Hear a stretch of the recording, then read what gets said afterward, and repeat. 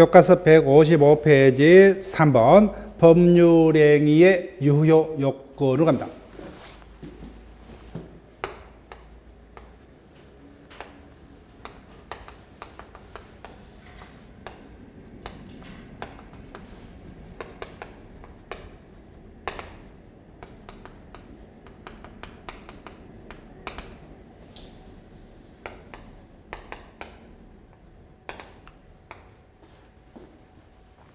자, 먼저 일반적, 특별적 성립 요건을 일단 봤습니다.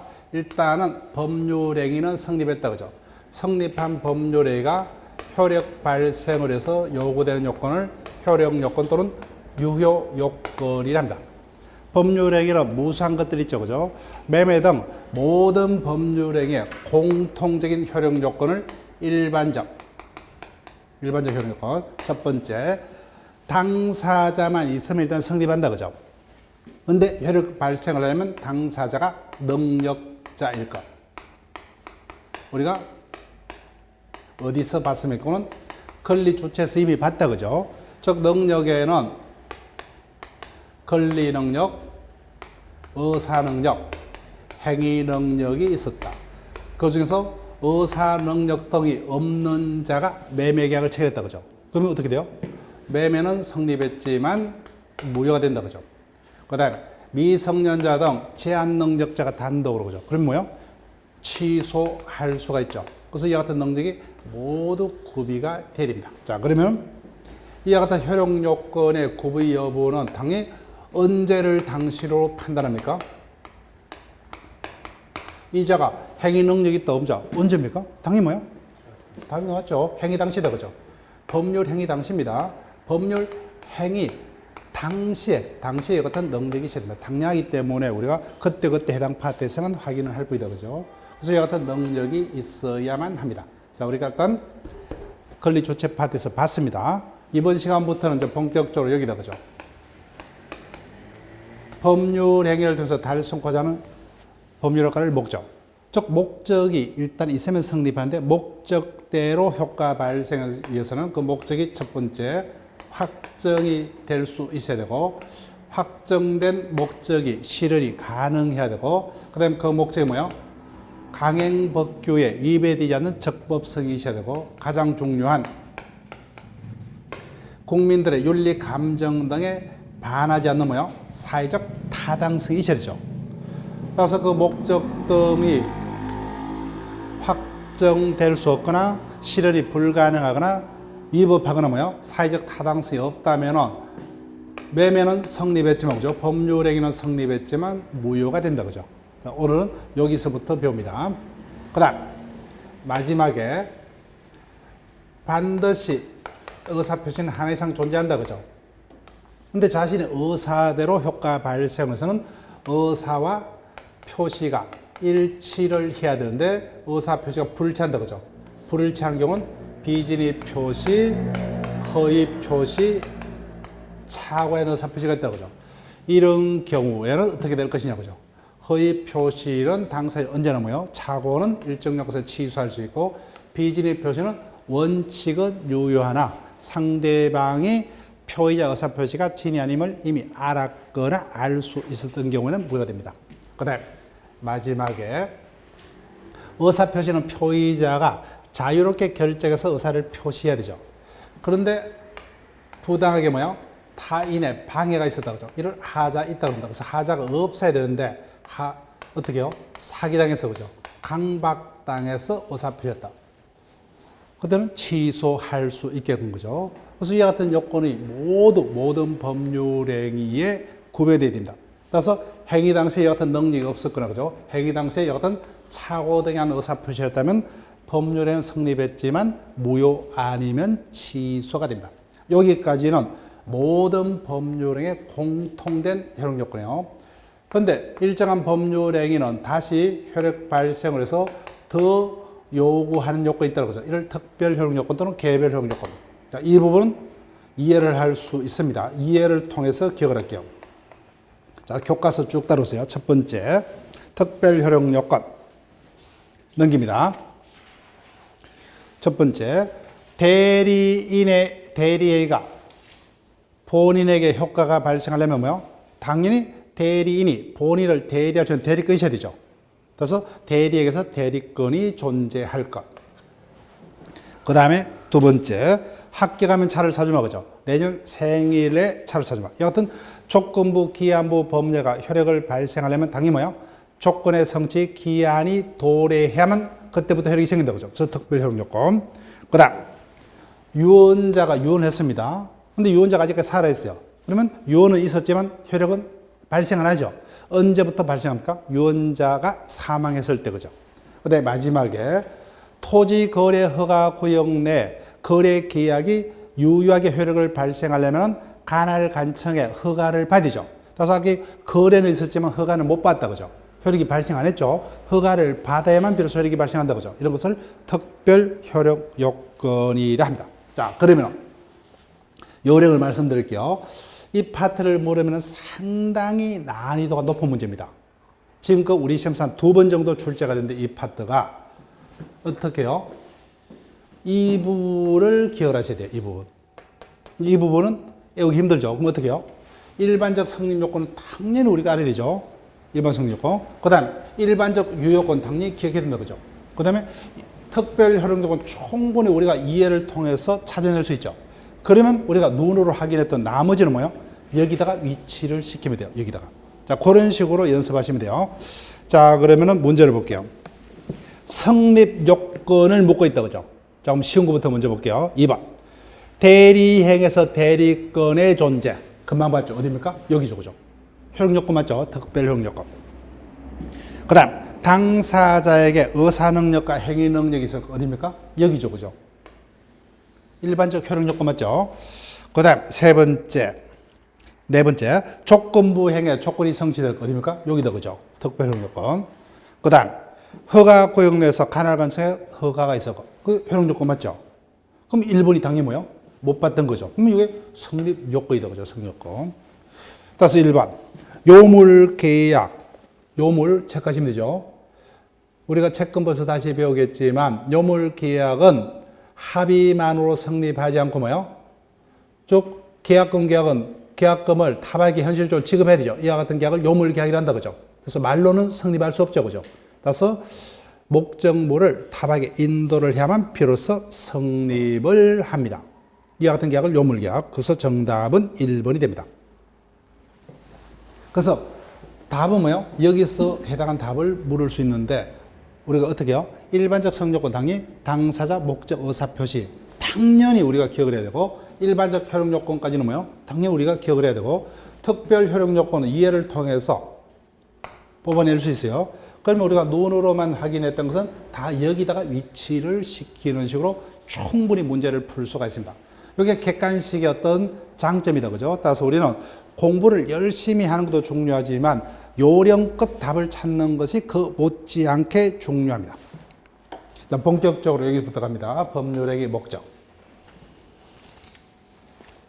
자, 옆에 157페이지 3번의 쌍가리 2번 불능의 모습 중요 표시하시고 즉 목적 파트에서 뭐예요? 일단 156페이지하고 뭐야? 157페이지는 그분이 가장 중요하다는 겁니다. 자, 목적요. 법률행위의 목적. 다른 말로 법률행위 내용이라고도 하는데 어떤 것을 목적이라 하느냐? 매매 등 법률행위는 자신들이 원하는 대로의 법률 효과가 발생하죠. 그럼 매매에 있어 매수인이 원하는 바는 뭐죠? 소유권 획득이죠. 이를 법률의 목적이랍니다. 목적. 따라서 그 법률행위를 통해서 달성코자 하는 법률 효과. 를 법률행위의 목적이라 합니다. 그죠? 자, 볼게요.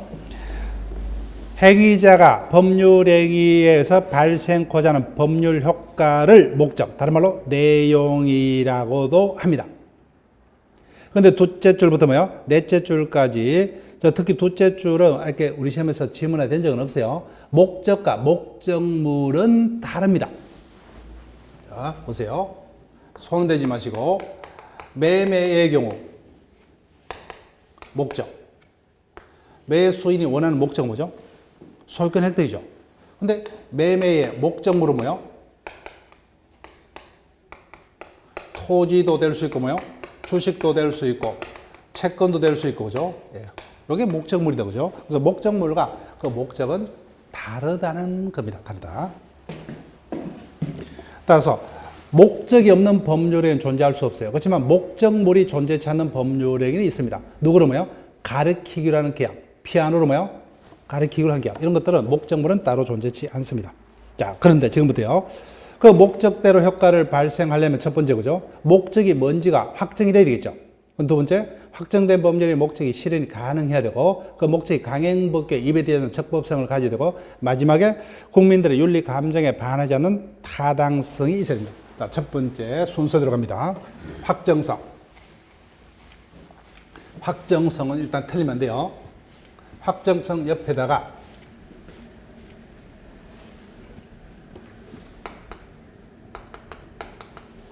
이렇게 표현하시면 돼요.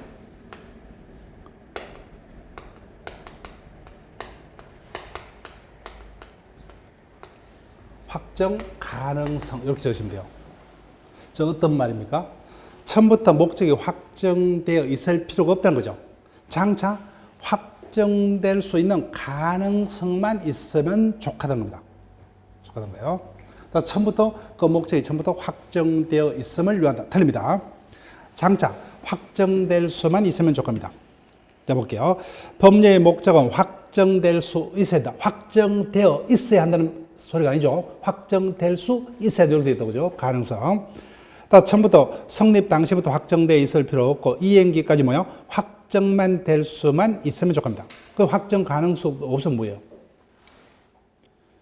그래서 옆 페이지 보세요. 일단 법을 배울 때는 내 생각만으로 보지 마시고 교과서에 있는 표현이 실제 발생한 사건이니까 뭐요? 이런 사건도 있다. 내 생각에서 이해되지 않는 사건은 그런 사건이 어떻게 있느냐고죠. 이렇게 생각하시면 공부가 힘들어집니다.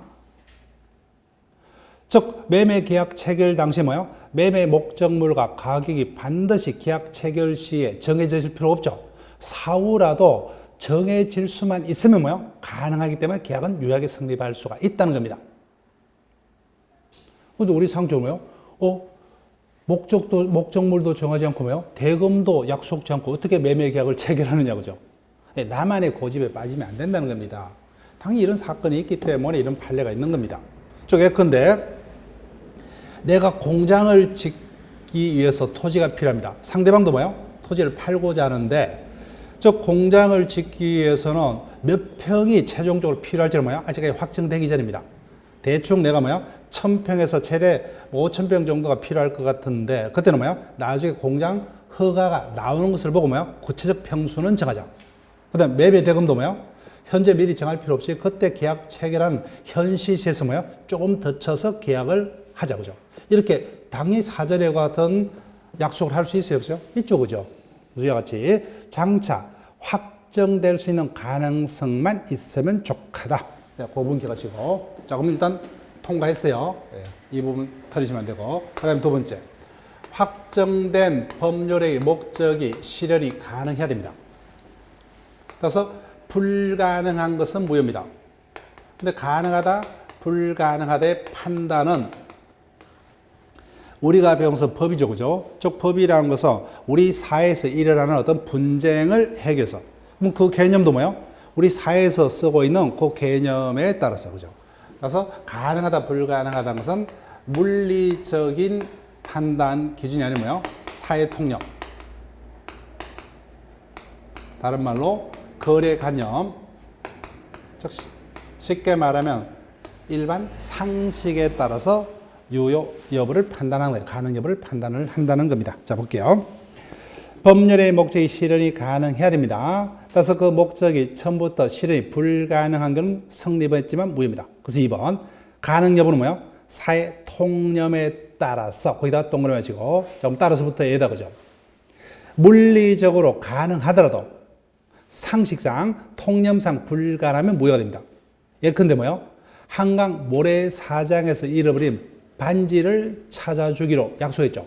절대적으로 불가능한 것은 아니죠. 그죠? 그렇지만 상식상 불가능하기 때문에 무효다. 그 다음에 무효는 확정적이어야 됩니다. 따라서 일시적 불능은 불능이 아니다는 겁니다. 여기까지는 쉽죠. 거기까지 기억하시고. 즉 일시적 불능은 불능이 아니에요. 확정적 불능만이 불능이 됩니다. 즉 일시적 불능이라는 것은 우리가 기본반에서 그런 예를 들지만 어느 더운 여름날에 뭐요? 주말에 집에 손님이 오기로 되어 있기 때문에 미리 금요일 저녁에 슈퍼에 가서 맥주 한 박스를 주문을 했다 그죠? 근데 그날따라 워낙 날씨가 더운 관계로 가게에 있는 맥주가 하나도 없이 다 팔려버렸어요. 그렇지만 가게 주인은 나로부터 예약을 했죠, 그죠? 왜요? 당연히 다음 날에는 도매상으로부터 물건을 받아서 배달을 할 수 있죠, 그죠? 그래서 이와 같이 일시적 불능은 불능이 아니라는 겁니다. 자, 지금부터가 중요합니다. 시험 문제는 지금부터요. 그래서 불가능을 목적한 법률의 무효인데 그 무효가 어떤 게 무효냐는 겁니다. 자, 여기 볼게요.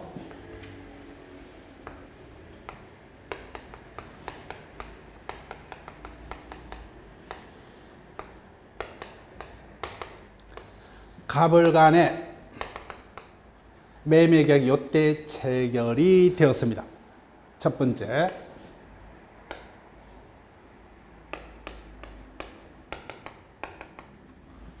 하루 전날 이미 그 매매 목적물인 건물이 소실된 상태입니다. 법률행위는 언제 성립했어요? 요때 성립했죠. 유효 무효는 그 행위 당시를 기준으로 유효 무효를 판단한다 그죠? 이미 요 날짜에는 을이 원하는 소유권 획득이 가능하다 불가능하다? 불가능하죠. 처음부터 불가능하다 그죠? 이를 원시적 불능. 여하튼 원시적 불능은 불가능하기 때문에 매매는 성립했지만 무효가 됩니다. 자, 여기도 그죠? 어떻게 건물이 이미 불탔는데 그것도 모르고 매매 계약을 하느냐 그죠? 있기 때문에 여기 사건화된 거예요, 그죠? 네. 그러니까 예를 들면 이자가 집이 많아요, 그죠? 지방에도 있다 그죠? 지방에 어떤 집을 서울에 살고 있는 다른 사람에게 매도하는 계약을 다음날 아침에 판다 그죠? 근데 아직까지 지방에 자기가 소유하는 집이 불탔다는 소식을 못 들었어요, 그죠? 예, 이렇게 될 수 있죠, 그죠? 예. 원시적 불능은 무효입니다. 자, 일단 여기까지요. 원시적 불능은 법령의 성립 당시 적격이요. 즉 법률행위 성립 당시를 기준으로 판단하는 거죠. 즉 법률의 행위 당시부터 이미 원하는 목적 달성이 불가능한 것을 원시적 불능이라 합니다. 자, 효과 무효이다 체크하시고. 자, 민법 총칙은 여기까지만 기억하셔야 돼요. 채권법에서 들어갑니다.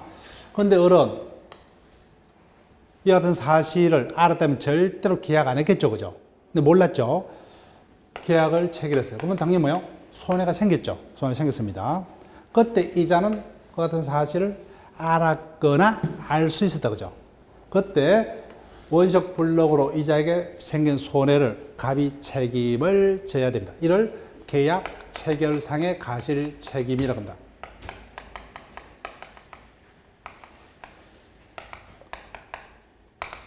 그래서 민법 총칙에서는 여기까지만 묻습니다. 다만 원시적 불능 뭐요? 여기하고 연결돼요. 채권법에서 다시 보겠지만 계약 체결상의 가실 책임이라는 문구는 항상 어디하고 연결돼요? 원시적 불능하고 연결이 된다. 가능하면 그죠?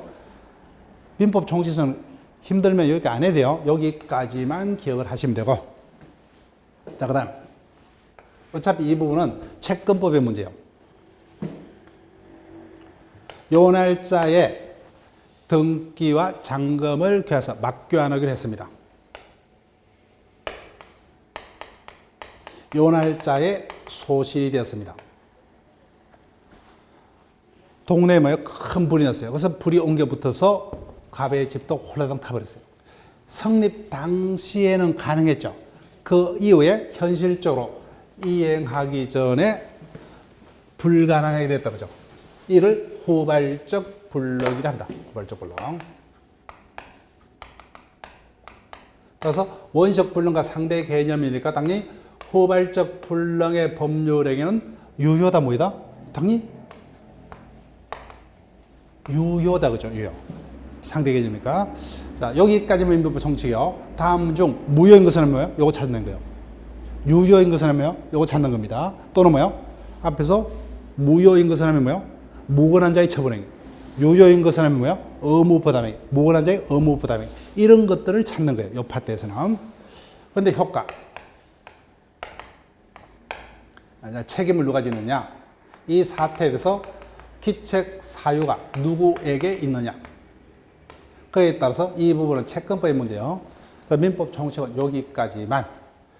매수인은 매도인으로부터 뭐요? 건물의 소유권을 넘겨받을 채권자고, 매도인은 뭐요? 약속을 지킬 채무자죠. 그래서 등기를 넘겨받는다 해서는 뭐요? 매수인이 채권자고 매도인이 채무자입니다. 반대로 뭐요? 대금은 뭐요? 매수인은 약속한 대금을 지급해죠. 매수인은 대금 채권에서 뭐요? 채무자 되고 매도인은 채권자 되죠. 서로 쌍방에 대해서 이렇게 반대되는 채권 채무를 가지고 있죠. 이와 같은 계약을 뭐요? 쌍무계약이라 한다는 거 쌍무계약. 따라서 우리가 뭐요? 채권자, 채무자를 했을 때 어떤 매매 계약 등이 있을 때 한 명이 일방적으로 뭐요? 채권을 다 가지고 한 명이 채무를 다 가지는 게 아니죠. 그죠? 서로 교차가 되죠. 그죠? 그래서 매도인은 등기에 대해서는 뭐요? 채무자지만 대금은 뭐요? 채권자가 되고 반대로 매수인은 등기를 넘겨받는다는 에서는 뭐요? 채권자가 되고 대금은 지급할 채무자 되죠. 이와 같이 채권, 채무가 서로 하나의 동일한 계약에서 이렇게 서로 의존관계 계약에 놓여 있다고 그죠. 즉 하나의 계약에서 이를 쌍방 모두 대가적 채무를 부담한다 해서 쌍무계약이라고 채권법에서 다시 그죠. 예. 그게 쌍무계약이요. 그래서 이 경우 갑의 잘못으로 소실했다. 그럼 자기가 책임져야 되죠. 채무자가 잘못했다고 그죠. 이게 뭐예요? 채무불행. 채무불행. 즉 채무자에게 기책 사유가 있다 그죠. 그러면 자기가 책임져야 돼요. 채무불행. 그래서 우리가 채권법을 한 배웠기 때문에 또 올려볼게요. 채무불행은 우리 시험 범위에 들어가는 것은 두 가지 유형이 있죠. 이행지체도 있고 뭐요? 이행불능도 있다. 그럼 이 경우에 채무불행은 어떤 유형에 해당합니까? 이행지체가 아니라 뭐요? 이행불능에 해당한다 구체적으로. 그 다음에 아까 예를 들었어요. 옆집에 불이 옮겨 붙어서 홀랑 탔다 그죠. 채무자에게 잘못이 있다 없다? 없다 그죠. 그때 매수인의 대금 지급의 채무의 운명은 어떻게 될 것이냐. 이를 위험의 부담이라 합니다. 위험 부담. 채무자의 기책 사유가 없을 때는 위험 부담 문제. 단어만 어려울 뿐이에요. 그죠? 단어만. 그래서 매수인이 이 경우도 대금을 지급을 해야 되느냐. 그 위험을 누가 부담을 하느냐. 그래서 용어로 위험 부담이라는 단어를 쓸 뿐이에요. 그래서 채권법에서 봅니다. 민법 총칙에서 여기까지 그죠? 원시적 불능은 유, 원시적 불능은 무효, 후발적 불능은 유효. 여기까지만. 자, 볼게요. 후발적 불능. 법률행위 성립 당시를 기준으로 원시적과 후발적을 구분하죠. 당시에는 실현이 가능했지만 이행하기 전에 불능으로 행설 후발적 불능이라 합니다. 자, 그래서 마지막 줄 유효이다 체크하시고 중간에 그 불능에서 채무자에게 잘못이 있으면 채무자가 책임을 집니다. 이를 채무불행. 채무자에게 잘못이 없으면 뭐요? 그때는 위험의 부담 문제만 발생할 뿐이에요. 자, 일단 중요한 것 빠져나왔어요. 자, 쉽게 갑니다. 2번.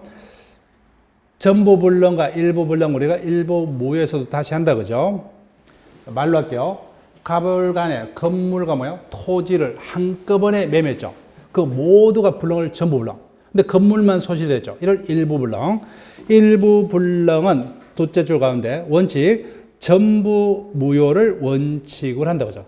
다만 예외적으로 그 무효 부분이 없었더라도 나머지 법률 행위를 했을 것이다. 이렇게 당사의 가상적 의사가 인정되면 나머지 부분은 유효. 이를 일부 무효의 법리라 합니다. 자, 계속 손대지 마세요. 사실상 불능. 집이 홀레당 탔다고 하죠. 그래서 실현이 불가능하다고 하죠. 이를 사실상 불능. 근데 집은 불 안 탔습니다. 근데 문화재요. 문화재는 거래 대상이 될 수 있다 없다? 없다. 이를 법률적 불능. 구별 실익이 없습니다. 자, 넘길게요. 객관적 불능, 주관적 불능. 이미 압니다. 집이 홀라당 소실됐죠. 그럼 누구도 소유권 넘길 수 없다고 하죠. 이를 객관적 불능. 근데 갑이 병에게, 을에게 등기를 넘기기 전에 이중으로 팔아버렸어요. 그 등기까지 넘겨주고 그랬어요. 그럼 갑은 이전 더 이상 을에게 약속을 못 지키죠. 자기만이 그죠? 이를 주관적 불능. 병은 다른 자에게 대파할 수 있죠. 이를 주관적 불능. 그래서 무효는 객관적 불능만이 무효이고 주관적 불능은 약속을 안 지킨 거죠. 그래서 의무 불이행에 무죄됩니다. 자, 손대지 마시고. 자, 그럼 기출 문제 볼게요. 그러면 가능성 파트에서는 뭐요? 원시적 불능과 후발적 불능만 정확하게 기억을 하시면 돼요. 제목이 원시적 불능을 묻고 있다 그죠? 자, 그럼 보세요. 순서. 공용 수용된 거기다 동그랗게요. 그다음 두 번째, 공용 수용된 토지를 수용당한 자로부터 매수. 자, 그럼 순서 볼게요. 매매 계약이 먼저 있었습니까? 수용이 먼저 있었어요? 당연히 원시적 불능이죠. 그럼 정답 1번이요. 즉, 매매 법률행위 당시이 뭐예요? 그 전에 수용당했다 그죠? 원시적으로 토지 소유권을 못 넘기죠. 그러니까 원시적 불능입니다. 자, 그 다음부터 볼게요. 계약을 체결한 거기 체크해요. 계약을 체결한 특정 가수가 공연하기 전에 사망을 했습니다. 그럼 계약 체결 당시에는 살아 있었다 없었다? 있었죠, 그죠? 그 이후에 사망, 후발적 불능이죠. 그다음에 저당권이 설정된 토지를 매수했으나 저당권이 실행이 되어서, 자, 저당권이 설정된 토지를 매수해서는 여기 밑줄 그으시고 띄우시고 뭐요? 저당권이 실행돼서 여기까지. 그래서 저당권이 설정되었더라도 매수인이 소유권을 취득하면은 상관이 없죠, 그죠? 근데 사후에 저당권의 실행으로서 취득한 소유권을 잃어버렸다. 그럼 소유권의 상실이 뭐예요? 저당권 설정 이후에 저당권 실행으로서 비로소 그죠? 예, 후발적 불능. 그 다음, 가압류된 건물에서 매매계약을 체결했으나, 거기다가 체크하시고, 강제 경매가 되어, 띄우시고 체크하시고, 그래서 가압류가 되었더라도 뭐예요? 매수인이 소유권을 취득한 데는 상관이 없다고 하죠. 일단 소유권 취득했어요. 근데 사후에 가압류가 실행이 되어버리죠. 그래서 취득한 소유권을 사후적으로 잃어버렸다고 하죠. 당연히 후발적이죠. 5번은 설명할 필요도 없이 명백히 후발적 맞죠? 이렇게. 그럼 원시적 불능과 후발적 불능을 어떻게 찾으시면 돼요? 일단 행위를, 그죠? 매매 등의 행위를 기준으로 놓고 뭐예요? 그 전에 이미 실행 불가능한 것을 원시적. 근데 그 행위 당시에는 가능했죠, 그죠? 그 이후에 실행 불가능하게 된 것을 후발적 불능. 그렇게 찾으시면 돼요. 적법성으로 갑니다.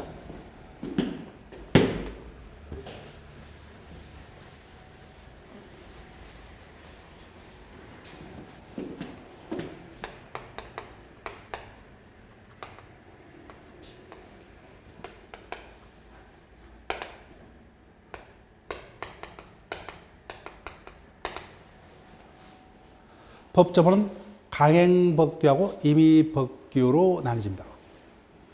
근데 민법은 뭐예요? 공법에는 사법이죠. 다 사적 자치가 지배하기 때문에 민법상의 조문은 원칙 임의법규입니다. 그런데 일정한 법규는 뭐예요? 반드시 지켜야만 합니다. 이를 강행법규. 그럼 적법성이라는 것은 뭐예요? 강행법규에 위배되지 아니한다를 적법성. 또 강행법규는 반드시 지켜야 되기 때문에 위반하면 뭐예요? 그로 인한 행위는 누구에게나 모이다 그죠? 절대적 모입니다. 누구에게나. 강행법규는 누구나 지켜야 하므로. 자, 여기까지 볼게요. 법률의 목적이 적법해야 한다. 이때 적법이라서 개별 강행법규에 위배되지 아니함을 말합니다. 자, 밑줄 볼게요. 둘째 줄 효과. 강행법규 위반 행위는 무조건 모이고 뭐요? 누구에게나 모이고 당사 추인하도록 요로되지 못한다. 우리가 무효 파트 다시 보겠지만 상교로 강행법규는 누가 정했습니까? 국가가 정했죠. 이거는 누구나 지켜야 되죠. 그죠? 국민이면. 1개인의 의사로 뭐요? 강행법규 위반 행위의 무효를 자기들이 추후에 뭐요? 인정해서 효과를 유효하게 바꿀 수 없다. 그죠? 따라서 누구에게나 뭐요? 절대로 추인 못합니다. 자, 그럼 어떤 게 강행법규냐? 손대지 마시고. 동그라미 1번. 법령 중에 선량한 풍속 기타 사회 질서와 관계되는 규정을 강행 규정으로 해석하고, 이거는 사적 자치가 인정 안 되죠, 그죠? 사적 자치 한계 영역이고, 임의법규는 반대로 선량한 풍속 기타 사회 질서 관계 없는 당사자 의사가 우선합니다. 자, 그러면 동그라미 뭐? 그 민법상의 어떠한 규정이 강행 규정이냐? 여기서 애우는 게 아니라 뭐야? 해당 파트의 소리가 애웁니다. 그래서 그때 우리가 체크를 했다, 그죠? 각종 능력에 관한 규정, 국가가 정책적으로 사전에 정해준다, 그죠? 법인제도, 소멸시효제도 등 법률 질서의 기본, 법률 질서와 관련된 규정은 강행법규. 그 다음에 국민들의 어떤 윤리와 관련된 반사회 질서 행위 등. 그 다음에 배타적 지배권이 물권 거래 안전한 물권법정주의 등 물권법 대부분 규정. 그 다음에 유가정권은 거래 안전에서 뭐요?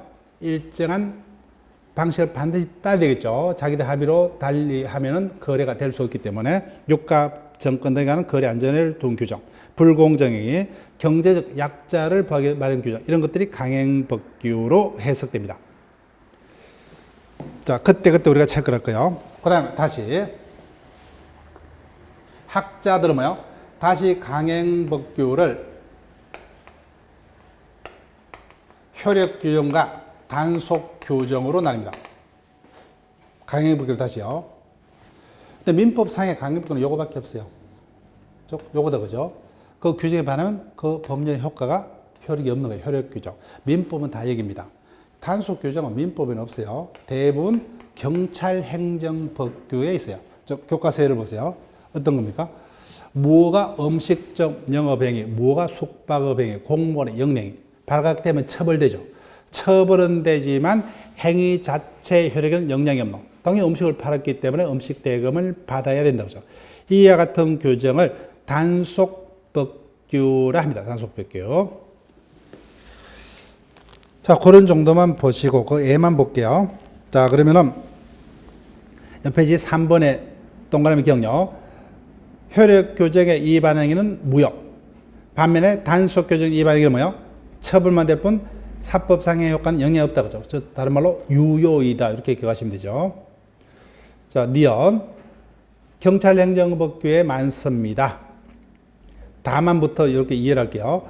법이 특히 일정한 자격자에게만 영업을 허락한 경우, 자, 예컨대 강업권, 정권업 등은 뭐요?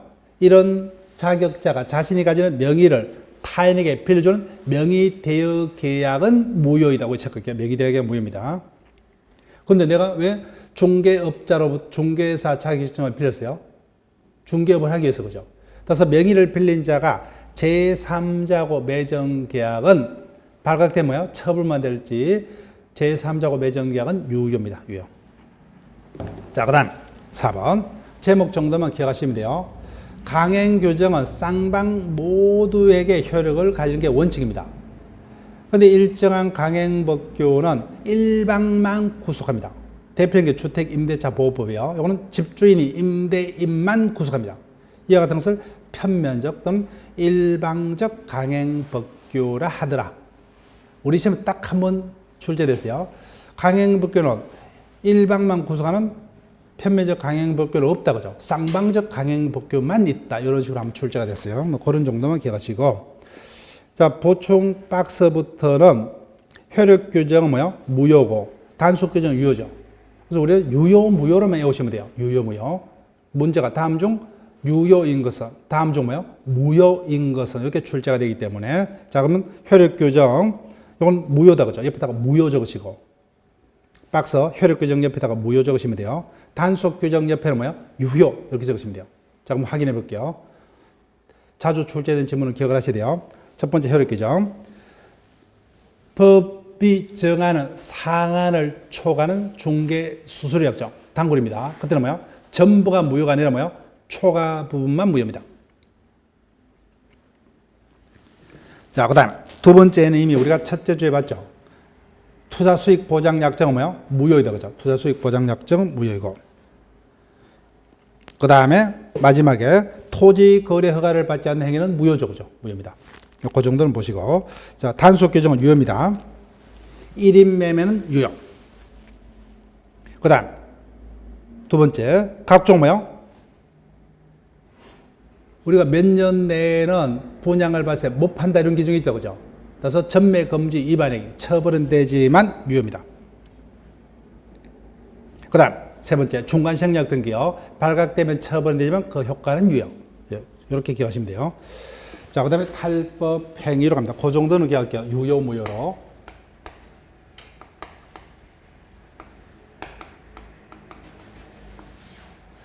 탈법 행위라면 뭐예요? 강행법규를 정면으로 위반하면 당연히 무효다. 그죠? 그래서 편법을 씁니다. 강행법규를 정면으로 위반하지 않고 강행법과 금하는 결과를 돌아서 실현하는 이와 같은 행위를 탈법행위라 합니다. 탈법행위. 자, 그럼 효과. 원칙과 예외 정도만 기억할게요. 근거는 필요 없어요. 당연히 탈법 행위는 법의 정신에 반하므로 원칙적으로 무효이다 쳤거든요. 탈법 행위는 법의 정신에 반하기 때문에 원칙 무효입니다. 첫째 줄 마지막에. 그래서 예컨대 공무원에 연금 받을 권리를 뭐요? 사인에게 사적으로 돈을 빌려서 그자에게 연금 받을 권리를 대리권을 줘서 그자가 대리로서 국가로부터 연금을 대신 받아서 자신의 채권 변제 충당한 행위는 탈법에서 무효라는 겁니다. 다만 밑에서 셋째 줄 A줄 이유입니다. 우리 민법상 동산에 대한 담보제도는 질권제도밖에 없어요. 이를 탈법화해서 동산에 양도담보계약을 한다. 유효입니다. 유효. 예, 동산의 양도담보계약은 유효. 이렇게 기억해요. 근거는 필요 없어요. 자, 그러면 문제를 봅니다. 기출문제 교과서 강행교정에 관한 설명으로 옳은 것은 종합적인 질문이죠. 1번 질문 우리가 첫째 주에 배우는 거다. 그죠? 신의척에 반하는 것은 강행교정에 위배된, 자, 신의척 체크할게요. 신의척 권리 남용 금지 원칙에 관한 민법 2조는 임의법규다, 강행법규다. 강행법규죠. 강행법규이기 때문에 결론, 중요하다고 그러죠. 당사자 주장 불문하고 법원이 직권으로 판단할 수 있다죠. 근데 당사의 주장이 있는 경우에 한해서 뭐가 적게요. 틀죠. 그죠? 강행법규이기 때문에 신의척 위반, 권리 남용 금지 원칙 위반 여부는 당사 주장 불문하고 법원이 직권으로 판단할 수 있다. 그 다음 무효 체크할게요. 우리가 1순환 돌았습니다. 무효는 취소와 달리 뭐요? 누구나 주장할 수 있죠. 누구에게나 무효가 원칙이다. 그죠? 따라서 강행교정에 위반한 자 스스로 그 약적에 무효를 주장하는 것은 신의척에 반하지 않는다. 그죠? 신의척에 반해서 허용될 수 없다는 거 틀렸습니다. 자, 그 다음 3번 강행교정 체크하시면 되고, 강행교정은 누구나 짓게 되죠. 따라서 절대적 무효다. 그죠? 절대적 무효. 따라서 강행교정 위반의 무효는 누구에게나 그죠? 선의 제3자에게도 대항할 수 있다. 틀렸습니다. 그 다음 4번 강행교정은 끝끝내 무효죠. 그죠? 즉 이와 같은 객관적으로 국가에서 뭐요? 강행교정으로 마련한 것을 자기들 일개인의 당사자서로 사후에 유효케 할 수가 없죠. 그죠? 따라서 강행교정 위반의 무효는 절대로 뭐요? 추인할 수 없다. 그죠? 예, 절대 추인 안 됩니다. 그래서 정답 4번이고. 그 다음 5번 강행교정 위반으로 무효인 경우 급부자는 언제나 그 급부의 반을 청구할 수 있다. 언제나 체크할게요. 우리가 좀 이따 봅니다. 원칙조란 맞아요. 그 위반이란 무효가 뭐예요? 103조 반사회 질서 행위로 인한 무효라면 부당이득 반환 청구 못한다. 그죠? 불법원인 급여에 해당하므로 반환 청구 못합니다. 자, 그러면 매일 문제 2번으로 갑니다.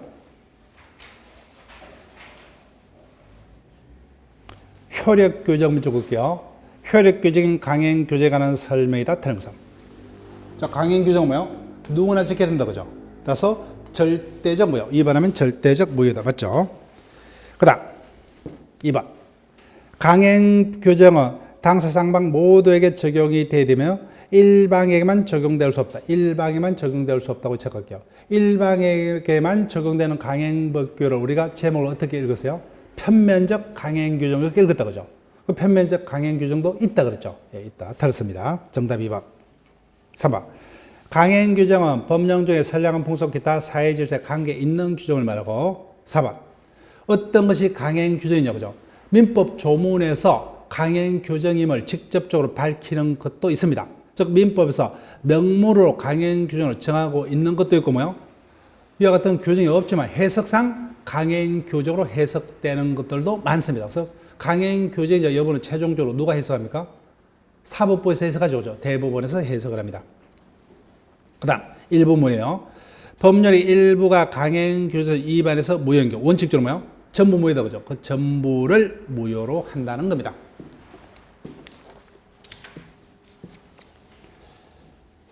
자, 그럼 지금까지 뭐요? 목적 파트에서 다시 중점적으로 우리가 기억할 것을 살펴드릴게요. 157페이지요. 원시적 불능과 후발적 불능은 명확하게 뭐요? 구별할 수 있고 그 효과까지 구별할 수가 있어야 됩니다. 그 다음 158페이지 강행법규 입에 되는 뭐요? 절대적으로 모여다 그죠? 누구에게나. 그리고 절대적 모여이기 때문에 절대 추인할 수 없다 그죠? 추인할 수 없다. 거기까지 기억을 하시고 단속 법규는 유효이다. 이렇게 정도만 기억을 하시면 돼요. 자, 그러면 160페이지로 옵니다. 목적의 사회적 타당성은 무조건 뜹니다.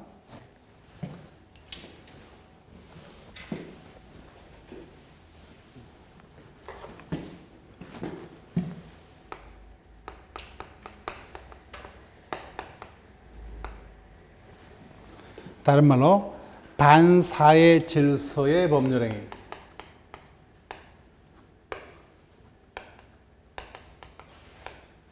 법률행위가 뭐예요? 사회 질서에 반하는 것은 사회적 타당성이 없기 때문에 그 효과를 인정할 수 없다는 겁니다. 자, 볼게요. 선량한 풍속 기타 사회 질서에 위반한 사항을 이용한 법률행위는 무효다. 즉 선량한 풍속과 사회 질서의 개념을 구분하지 마시고 자, 선량한 풍속 위주로 설명하면 돼요. 자, 의에서 동그라미 2번부터 먼저 볼게요. 103조의 선량한 풍속이란 일반 국민들의 뭐예요? 건전한 도덕, 윤리, 감정을 말합니다. 아무리 법률의 자유가 원칙이지만 최소한 뭐예요? 국민들의 선량한 윤리, 감정, 도덕, 감정에 반하는 행위는 타당치 않죠, 그죠? 즉 배우자 있는 자가 처벌되기를 한다, 그죠? 아무리 자유지만 여하튼 반윤리적 행위는 일반 국민들의 법 감정에 반하기 때문에 타당성이 없다, 그죠? 그와 같은 경우는 사회 질서에 반하기 때문에 무효이다가 103조입니다. 자, 그럼 동그라미 질문 갑니다. 법률행위가 개별 강행 법규에는 위반치 않다. 즉 처벌 둘 수 없다는 어떠한 조문 자체도 존재치 않습니다. 그렇지만 뭐요? 그것들이 선량한 풍속 등에 위반하면 뭐요? 반사회 질서이기 때문에 무효이다는 겁니다. 그래서 국회에서 법을 만들 때 국민들이 지켜야 되는 모든 개별 강행 법규를 만든다는 것은 불가능하고 바람직하지도 않습니다. 그래서 이에 셋째 줄 가운데 민법은 개별 강행 법규가 없더라도 뭐요? 최종적으로 반윤리적 행위는 국민들의 윤리 감정에 반하기 때문에 허용할 수 없다는 103조 규정을 둡니다. 그래서 일반적이라는 단어만 체크할게요. 일반적. 대표적인 일반 규정이다, 그죠? 그럼 우리가 첫째 주부터 합니다. 일반 규정이기 때문에 이 같은 103조는 매매 등 개별 사건에만 적용됩니까? 우리 사회에서 일어나는 모든 사건에 다 적용돼요. 모든 사건에 적용된다. 그런 말이다, 그죠? 자, 그러면 쌍가루 2번 갑니다. 그러면은 당사의 법률의가 103조에 반해서 유효이다, 무효이다는 언제를 기준으로? 당연히 앞에서 제가 했습니다. 유효, 무효 여부는 언제를 기준으로 판단한다고 그러죠? 당연히 행위 당시죠. 행위 당시입니다. 법률행위 당시. 법률행위 당시를 기준으로 판단합니다. 따라서 법률행위 당시 또 넣을게요. 103조 위반 여부는 법률행위 당시를 기준으로 객관적으로 판단합니다. 그 옆 페이지까지 이 정도만 볼게요. 법률 당시. 그래서 옆 페이지 8내 보세요. 매매계약 체결 당시에 미주국이요. 매매계약 체결 당시에. 그러면 그 매매계약이 103조 위반인지 여부는 언제를 기준으로 판단해요? 매매계약 체결 당시를 기준한다고 하죠. 자, 체결 당시에 문제가 있는지 볼게요. 계약 체결 당시에 정당한 대가를 지급하고 목적물을 매수하는 계약을 체결했다면 비록 그 후 미주국, 그 이후에 그 이후, 거기만. 그 목적물이 범죄 행위로 치닫은 것을 그 이후에 알게 됐다. 그럼 계약 체결 당시에는 그 사실을 알았다, 몰랐다? 몰랐죠. 알고 됐다면 매매계약이 반사회 질서 행위에 해당하겠죠, 그죠? 그렇지만 계약 체결 당시에는 몰랐다는 겁니다. 그러면 알았다, 몰랐다는 뭐예요? 행위 당시를 기준으로 판단하기 때문에 당연히 이와 같은 사정이 있더라도 당사자 매매계약은 유효다, 무효다? 유효죠, 그죠? 행위 당시에 몰랐기 때문에 유효입니다. 따라서 법률행위가 반사회 질서 행위로 유효이다, 무효이다는 언제를 기준으로 해요? 행위 당시를 기준으로 판단하는 거예요. 그래서 계약이 유효이기 때문에 나중에 그 같은 사실을 알았더라도 뭐예요? 내가 매수했기 때문에 그 목적물을 인도 청구하더라도 문제 있다, 없다? 없다는 거예요. 계약이 유효하다는 거예요. 즉 유효, 무효는 언제를 기준으로? 행위 당시입니다. 행위 당시.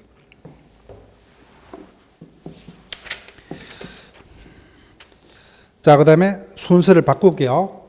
103조 위반의 효과는 103조 마지막에 봅니다. 자, 넘길게요. 쌍가루 4번. 103조 위반 행위의 모습. 제가 체크 한 대만 체크할게요. 일단 저만 진행합니다. 당사자의 법률행위가 103조 위반이다 여부는 첫 번째, 동그라미 번. 법률행위의 목적 자체가 103조에 반한 것. 즉, 살인 계약 거죠. 목적 자체가 사람을 죽이는 거죠. 이와 같은 계약이 명백히 103조에 반하고 체크할 필요 없어요. 우리 결론만 외우시면 됩니까? 개별 판례. 이거는 판례가 이런 기준하에서 판단한다는 거예요. 요 유무여를. 그 다음, 두 번째.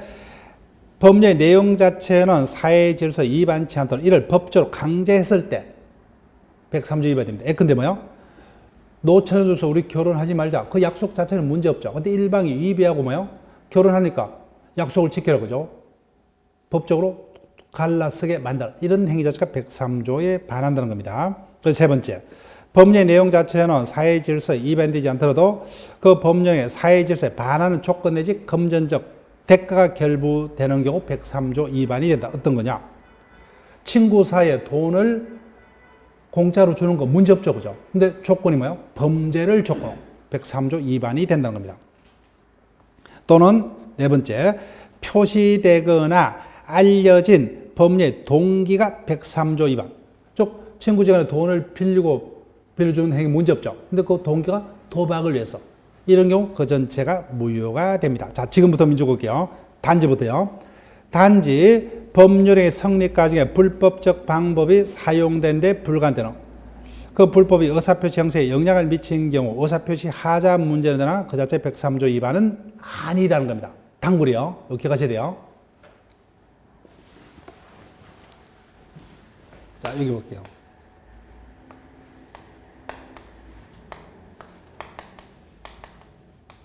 갑을 간에 토지 매매 계약이 있었습니다. 그런데 갑이 왜 을에게 자신의 토지를 팔았느냐? 을이 뭐요? 팔지 아니하면 죽이겠다 그죠? 자, 우리가 기본 이름 듣죠. 이걸 뭐요? 강박이란다 그죠? 그래서 강박에 의해서 뭐요? 겁이 나서 팔았던 거예요. 이거는 강박으로 인한 즉 의사표시 뭐야? 하자를 위한 취소 문제는 되나? 그 자체 윤리하고는 상관없죠. 따라서 단지 착각 키포인트가 뭐예요? 단지 법률의 성립 과정에 불법적 방법이 사용된 거. 여기까지만 키포인트 잡을게요. 그럼 뭐예요? 가운데는 계속 부연 설명이니까 마지막 줄 뭘 묻는 겁니까? 지금 우리가 어디를 배우고 있어요? 103조를 배우고 있죠. 그럼 결론 103조 위반이 아니다. 이렇게 바로 기억하십니다. 어떻게 속입니까? 이 같은 행위는 103조 위반이다. 이렇게 속일 거예요. 여기 객관식 푸는 요령이요. 그래서 지문이 판례 지문 그대로 지문을 대면 세 줄이죠. 그래서 뭘 묻고 있습니까? 법률의 성립 과정에 불법적 방법이 사용된 경우에 불가한 경우. 그럼 여기서만 등장하는 지문이에요.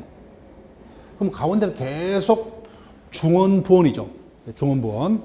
결론 뭘 묻는 거예요? 우리 103조를 배우고 있기 때문에 이와 같은 행위가 결론 103조 위반이냐 아니냐를 묻고 있다 그죠?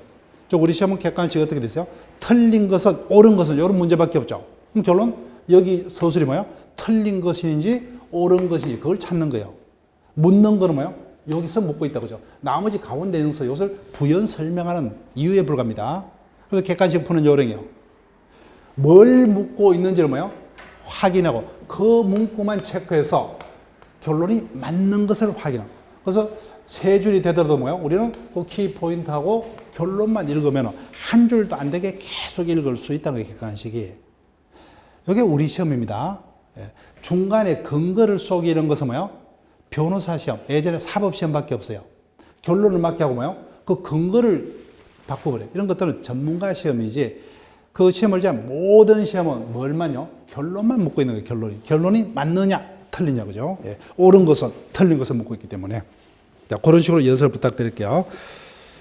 자, 그래서 그 부분은 단골 지문이고 종료 표시하시고 자, 개별적으로 이제 판례를 외워야 됩니다. 그래서 무수한 사건들이 뭐예요? 103조 위반으로 무효라고 최종적으로 판결이 내려졌습니다. 근데 우리는 어떻게 외우느냐? 결론요. 판단 기준이 앞에서 국민들의 윤리 감정이죠. 그죠? 윤리 감정입니다. 그런데 이 부분이 우리가 문제가 되는 게 법이 요구하는 윤리는 최소한이에요. 최소한. 누구나 지켜야 되는 최소한을 기준합니다. 근데 우리는 뭐예요? 오히려 우리의 윤리적 잣대가 뭐예요? 법이 요구하는 것보다 더 높기 때문에. 내가 봤을 때는 뭐예요? 판례 사건이 당연히 반윤리적이기 때문에 무효가 되어야 돼요. 근데 판례는 뭐예요? 103조 위반이 아니 되죠. 그럼 어떤 걸 해야 돼요? 103조 위반이다가 아니라 뭐예요? 103조 위반이 아니다를 정확하게 기억하시고 그게 주로 답이 됩니다. 그 부분을 요령해요. 103조 위반은 당연히 읽으면 103조 위반이에요. 103조 위반이다는 것은 내 생각하고 똑같기 때문에 확인만 하시고 103조 위반이 아니다는 것을 정확하게 기억을 하는 식으로 공부를 부탁드릴게요. 자, 쉬었다가 개별 유형을 쭉 확인을 합니다.